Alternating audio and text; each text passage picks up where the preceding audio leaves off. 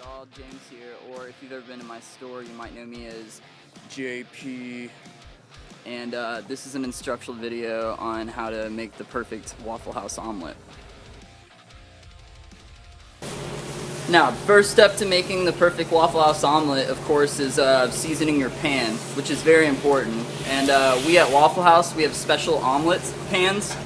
It's a little bit bigger than our egg pans, and the lips are a little bit steeper. That way we can flip them easier. This pan's already seasoned, but I'm going to season again just to show y'all how. Now, there's really kind of two ways to season a pan correctly, but we always use salt. We rub salt into it to season it initially, and then we base the oil on seasoning with the oil one of two ways. It just really depends on your time and scheduling, I guess.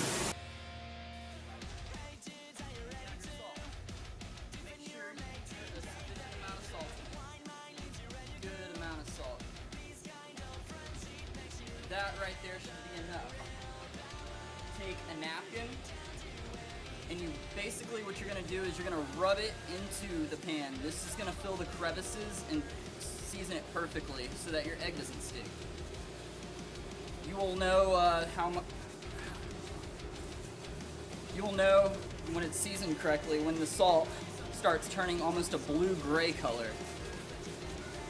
Make sure you get the sides too, because your egg will stick on the sides. The salt should turn a gray-blue when you've done it enough. Now we're going to take our freshly salted pan, and we're going to fill it to the brim with a low melt, an oil, a vegetable oil, any kind of butter, just anything really. That's not oil. And we're going to sit it either at a low heat temperature. By low heat, I mean between 100 to 150 to 200 degrees. And you're going to let that sit for about an hour. Either that, or you could put it on a burner. But you have to babysit it and watch it for about 10 minutes. After 10 minutes or so on the burner, it'll be perfectly seasoned. And remember, if you keep it at a low temperature for seasoning, it's going to take about an hour to 2 hours.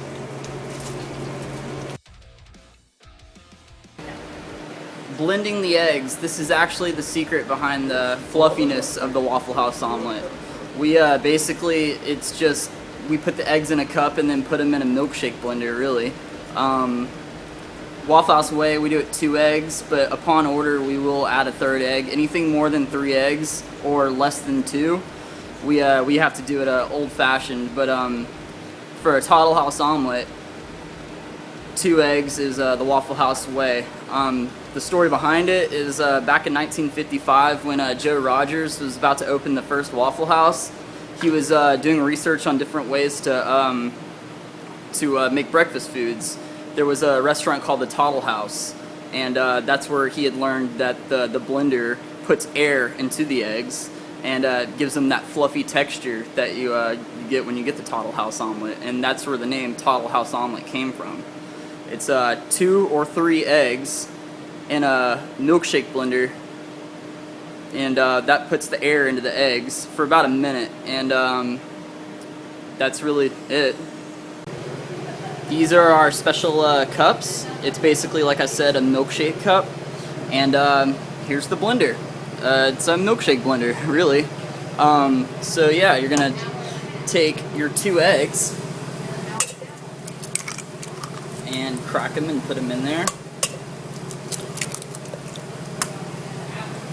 Put them in the milkshake blender. You're gonna let that blend for about a minute and a half. Now, while your egg is blending, it would behoove you to start getting ready to make the omelet. That egg pan that you seasoned earlier, that's when now is when you're gonna start using it. All right, so we're gonna take that pan we seasoned from earlier. I'm gonna put it on the 2i burner, and what you seasoned your pan with, that low melt or butter or, like I said, anything really works. Just make sure it doesn't burn. We're going to take 3 half-ounce scoops of low melt, or said shortening really, and we're gonna let that get hot. Now in order to make sure your oil gets hot enough, and I'll explain why it needs to be hot later, we're gonna put a marker in it, and a marker can be a little bit of egg, and why we have to get the oil hot enough is because the egg has to cook instantly in order to seal in the air from the blender to get that fluffy texture. So usually when the oil's about like this, that little piece of egg you put in there, it starts bubbling and turning a little bit brown. That's generally when it's hot enough. So what we're gonna do now is take whatever you want to put in it. I like, you know, ham and cheese omelets. Throw that on the grill and let that cook for a second. And at this point, you are ready to start cooking your omelet. We're going to take our blended egg off. And like I said, it cooks instantly. So you have to put the egg in pretty quickly and then mush over to whatever you're putting in your omelet. Throw it in there. And we're going to go front to back and side to side in circular motions. And that'll get the egg good and mixed up so it won't make a huge mess when we flip it. Just like that. That's perfect. And don't be afraid to add a little bit more oil in case your egg is sticking a little bit. Now, in order to prevent scorching, we move it around and put it on a low temp. This also enables your egg to cook thoroughly, because nobody likes an undercooked egg. I mean, some people do, but not this guy. And let that sit for another 30 seconds or so, and flip it one more time just to ensure any uncooked egg is cooked. And there are a couple ways to check it, but really the easiest way to check to make sure your egg is cooked thoroughly is to make a small incision with the end of a spoon and look in there, and if there's nothing gooey or anything, you should be ready. So we're going to flip it one more time, and I'm going to put some cheese on here. Remember, it's all about presentation, people. Let that cheese sit there for a second. Get nice and hot.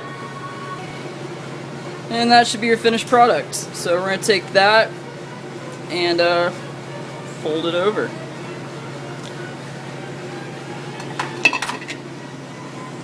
And we have a happy Waffle House omelet, Toddle House style.